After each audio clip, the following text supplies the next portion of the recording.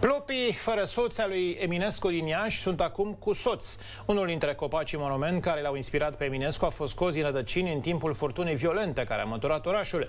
Pompierii au intervenit de urgență după ce vigilia a doborât mai mulți copaci pe carosabil. În plus, un bărbat a avut nevoie de îngrijiri medicale după ce a fost lovit puternic de grindină în zona capului în timp ce lucra în grădină.